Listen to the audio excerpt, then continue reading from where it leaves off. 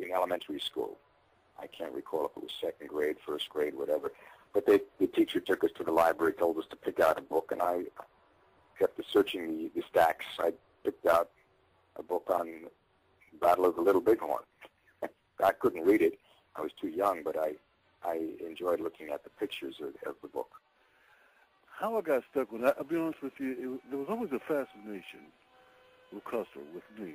He was the type of individual that I feel all men want to emulate.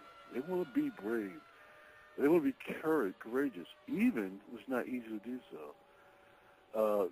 For example, military charge on horseback back in the Civil War, I took a lot of guts. But the one thing that really drove my interest about Custer is how he was so vilified by just, he was transformed into some type of idiot. I have. I've always been interested in it. One of the first books I read in grade school was Comanche, the sole survivor of the battle, which of course he wasn't, but the story grabbed me from the very beginning.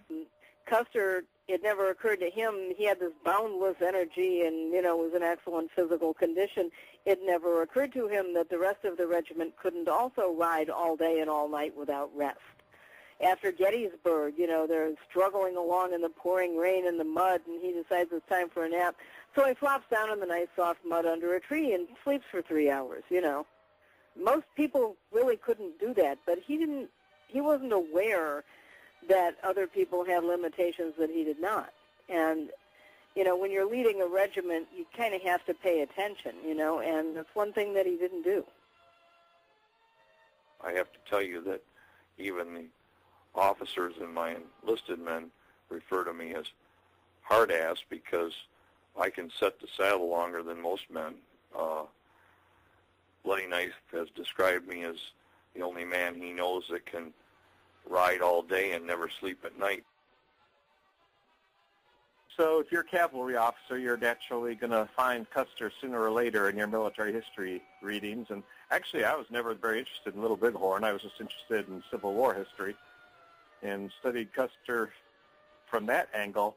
And only after I'd learned all about him there did I study Little Bighorn in any detail. And, of course, that probably colors my attitude towards Custer because I knew him before he was in the movie Little Big Man. In Little Big Man, he was depicted as crazy, which, is fairly far from the truth. But, people wondered why on earth did he attack this huge Indian village with not enough guys and screw everything up and get killed. And I still think that the answer is everybody screwed up, and you put it all together and you get Little Bighorn. They've never really even shown the family dynamic the way it should have been. Okay, there was 3 brothers that were killed together. That's amazing, And you would think, they got that with Wyatt Earp. You don't show Wyatt Earp and then just Wyatt Earp and then, who's that guy? Oh, fuck that guy. That's his brother and his other brother. And they make a big deal out of the fact that he was with his brothers and they had a lot of loyalty. Well, shit. There's 3 guys that, were riding together and got in a jam and they all died together, plus their 19-year-old nephew, and they had a brother-in-law. Shit, Maggie Custer lost her husband, 3 brothers, and a nephew. That sucks.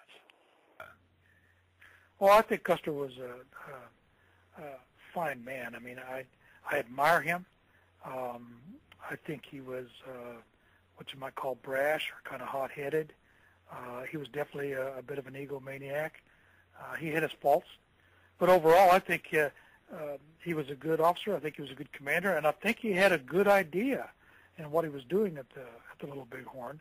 If his subordinate officers, and particularly I'm talking about Reno and Benteen, had followed his orders, I think it would have turned out a lot different. Well, you think Custer would take his little brother and his nephew? And honestly, do you think Custer would really do that, thinking, oh, I'm going to kill my little, you know what I'm saying? Yeah, you got to think about his family that went there. And Mrs. Custer, his mother, lost 5 relatives, his mom. She lost 3 sons, a nephew, and a son-in-law. I mean, it was a bad day for the Custer family.